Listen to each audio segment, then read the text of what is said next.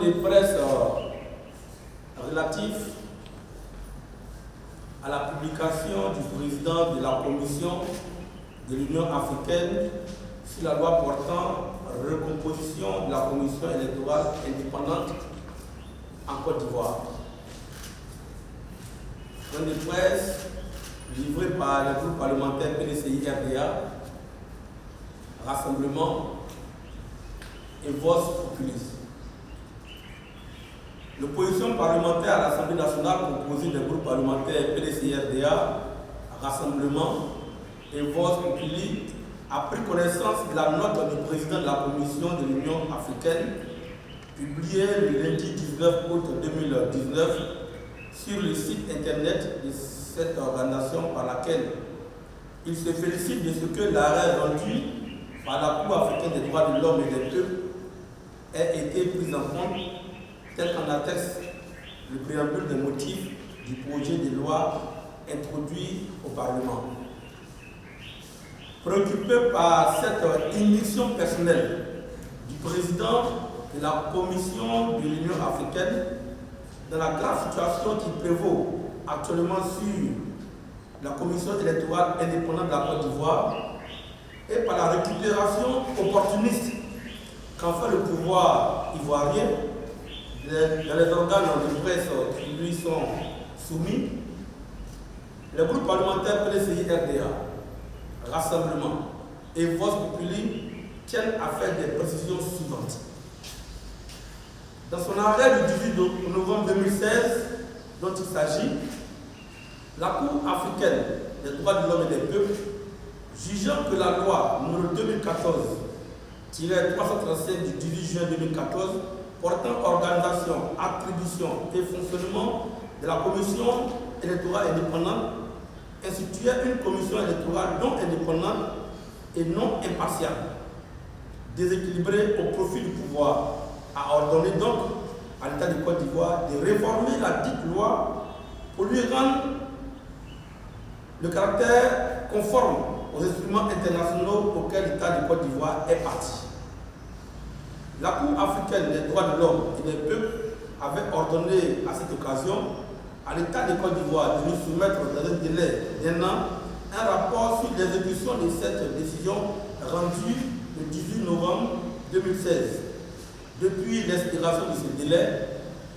soit le 18 novembre 2017, le président de la Commission de l'Union africaine n'avait pas jugé utile de se prononcer sur cette alarmante situation, préférant laisser donc les Ivoiriens à leur sort. Le processus de l'élaboration de la nouvelle loi sur la CI s'est déroulé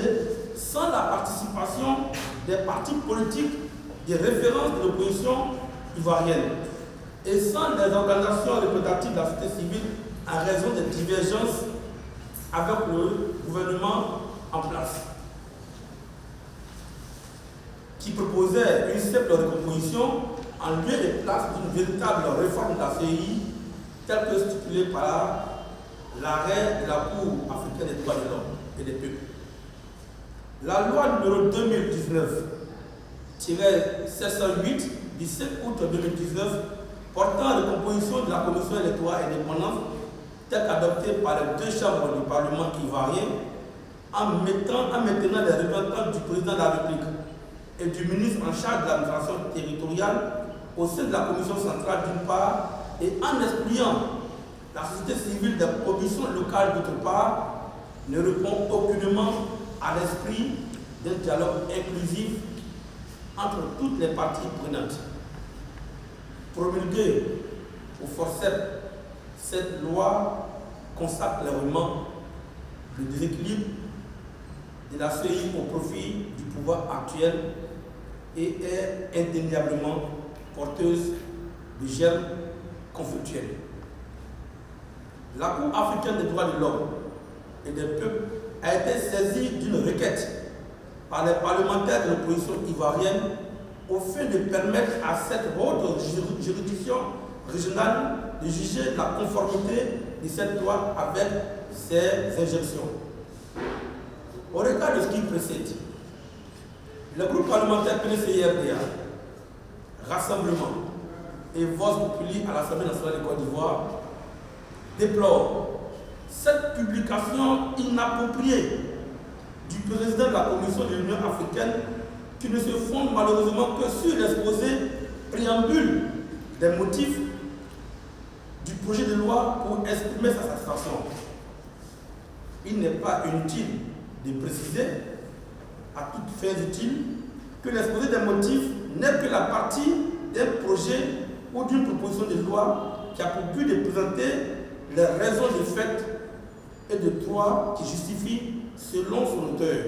l'adoption du texte. Il ne saurait donc être assimilé à la loi.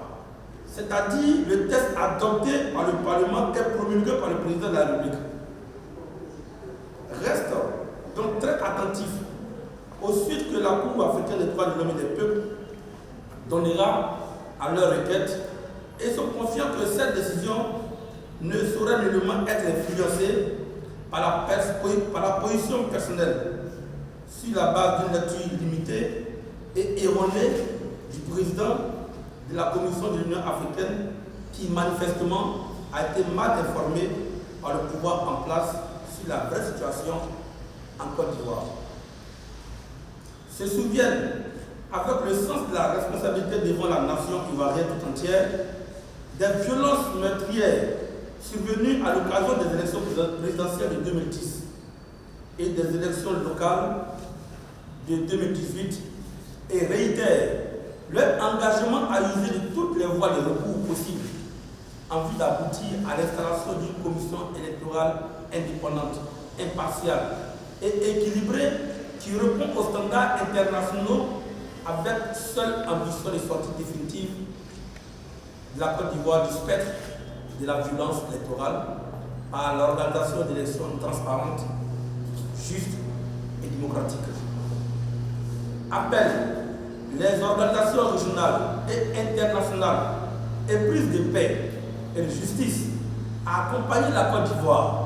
de sa quête de la réconciliation nationale et d'une paix durable propice à un développement économique et social stable de la durée. Le groupe parlementaire PDCRDA, Rassemblement et Vox Populi invite avec insistance le président de la République de Côte d'Ivoire à reprendre à nouveau les négociations avec toutes les parties prenantes significatives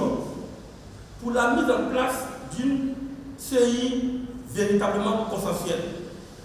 en vue de marquer la volonté de la construction d'une Côte d'Ivoire démocratique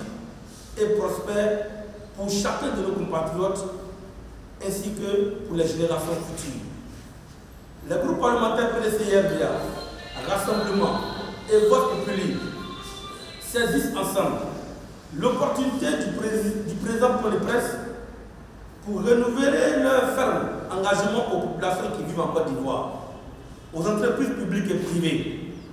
aux institutions régionales et internationales, aux partenaires au développement de la Côte d'Ivoire, à mettre en œuvre toute occasion possible la force d'un dialogue franc et sincère pour retrouver le vrai chemin tracé par le père fondateur de la nation ivoirienne, le président Félix Houphouët-Boigny. Les générations futures nous serons reconnaissantes d'avoir fait ensemble des sacrifices dans le seul intérêt d'un bonheur au bénéfice de tous, au bénéfice de la diversité qui fait la richesse de notre beau pays, la Côte d'Ivoire. Je vous remercie. Fait à Abidjan le 22 août 2019